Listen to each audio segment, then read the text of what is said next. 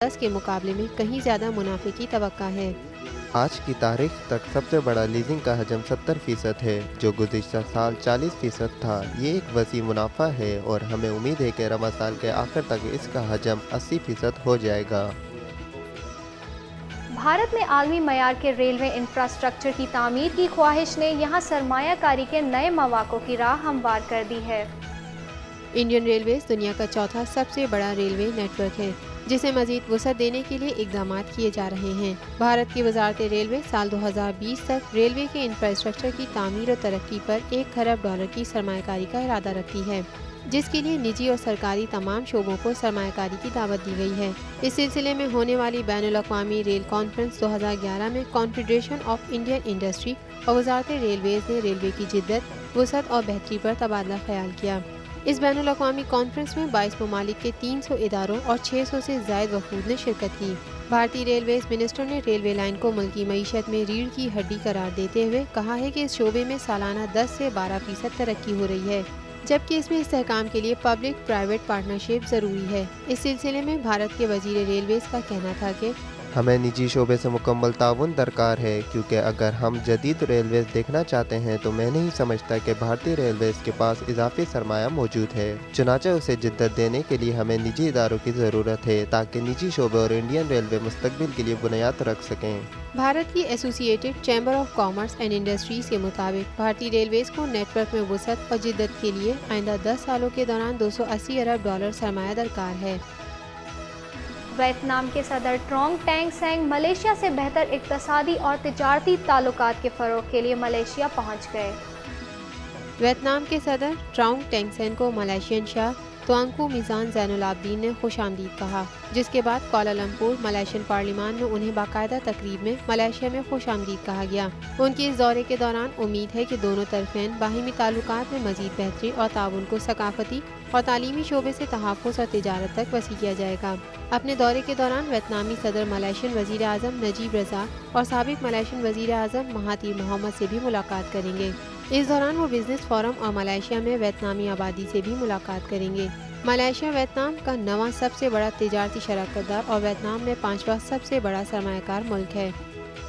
Mongolia में कान कुनी की सनत मुल्की मईशत में इस्तेहकाम ला रही है और हर शहरी को इसका फ़ायदा पहुँचाने के लिए हुकूमत ने तमाम शहरियों को इस सनत का हसस याफ्ता बनाने का फ़ैसला कर लिया है। मंगोलिया के आला हुकाम मंसूबा साजी कर रहे हैं कि दुनिया की सबसे बड़ी कोयले की कान रखने वाले इदारे तावन तलगोई के हिस्से तमाम शहरियों को दे दिए जाएं। तफसीलात के मुताबिक ज़मीनी ज़खायर और कुदरती वसाइल के फ़वाइद आवाम को मुंतकिल करने के तहत इदारे के 10% हिस्से तमाम मंगोलियन आबादी में मसावी अंदाज में तकसीम किए जाएंगे, जबकि 10% हिस्से मुल्क के तमाम छोटे बड़े इदारों में मसावी तौर पर तकसीम होंगे। जबकि कान की बैनुल-अक़वामी IPO से $15 अरब की आमदन मुतवक्के है, जो एशिया के करीब तरीन मुल्क के लिए एक बहुत बड़ी रकम है। तखमीना लगाया गया है कि इस मंसूबे के तहत हर शहरी $300 हासिल कर सकेगा, जो ऐसी आबादी के लिए काफ़ी रकम है जहाँ फ़ीकस आमदन $1600 है। इस सूरत हाल के बाद हर शहरी को ताजिर में तब्दील करने के इस मंसूबे ने मंगोलिया के स्टॉक एक्सचेंज को ताजरों के लिए शऊर की बेदारी का नया काम सौंप दिया है। दुनिया में लॉस के बाद सबसे छोटी एक्सचेंज को दिए गए इस काम का मकसद शहरियों को फराहम किए गए हिस्से ज़ाया होने से बचाए जा सकें। इस सिलसिले में $14.2 मिलियन अमरीकी डॉलर मालियत से लंदन स्टॉक से भी मुआहदा किया गया है, जो मंगोलियन स्टॉक को अपग्रेड करने में मावनत फराहम करेगी। याद रहे कि मंगोलिया में कानकनी की सनत को चीनी आनत के जरिए फ़रोग़ हासिल हुआ है, जो मुल्की मईशत में बड़ा हिस्सा डाल रही है। चीन में सोने की बढ़ती हुई तलब को पूरा करने के लिए ATM के तर्ज पर सोना फ़रोख्त करने वाली मशीन मुतारिफ करवा दी गई। चीनी सार्फिन की जानिब से सोना खरीदने के रुझान में इजाफे के बाद चीन में सोने की फ़रोख्त के लिए ATM की तर्ज पर काम करने वाली मशीन मुतारिफ करवाई गई है। जर्मनी से दरामद की गई मशीन को दारुल हुकूमत बीजिंग के मसरूफ़ तरीन कारोबारी मरकज़ में नस्ब किया गया था, लेकिन पहले ही दिन एक फ़नी खराबी के बाइस हटा लिया गया। चीन में ये मशीन मुतारिफ करवाने वाले इदारे गोंगमे ग्रुप के मुताबिक ये मशीन जल्द शोहरत इख्तियार करेगी।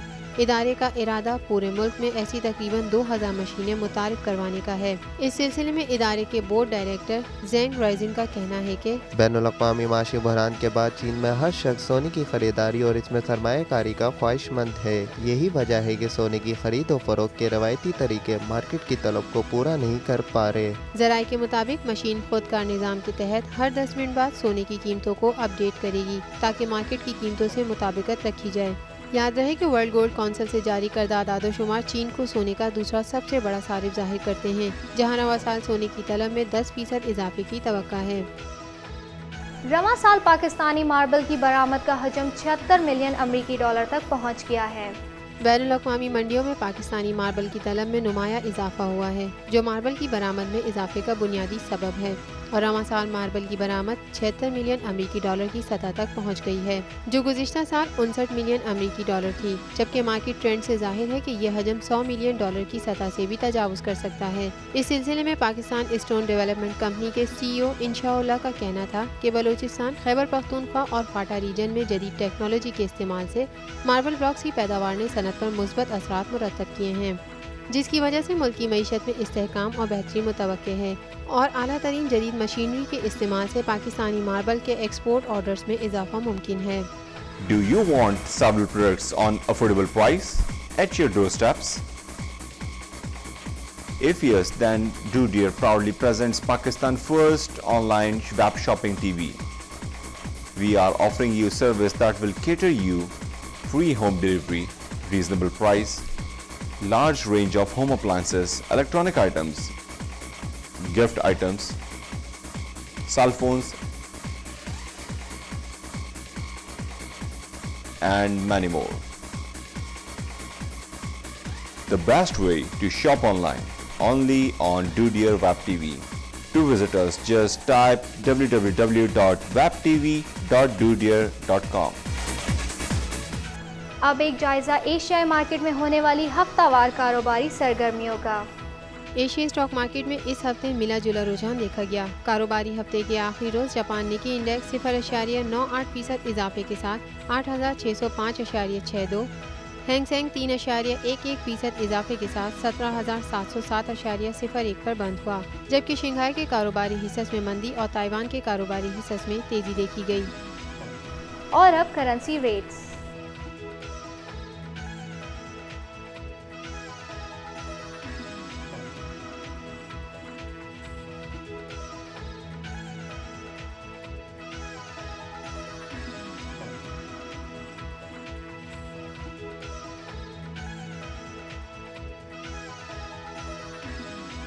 یہ تھی اب تک کی ایشیا بزنس ویک نیوز۔ ملتے ہیں اگلے ہفتے مزید خبروں کے ساتھ، اجازت دیجیے، اللہ حافظ۔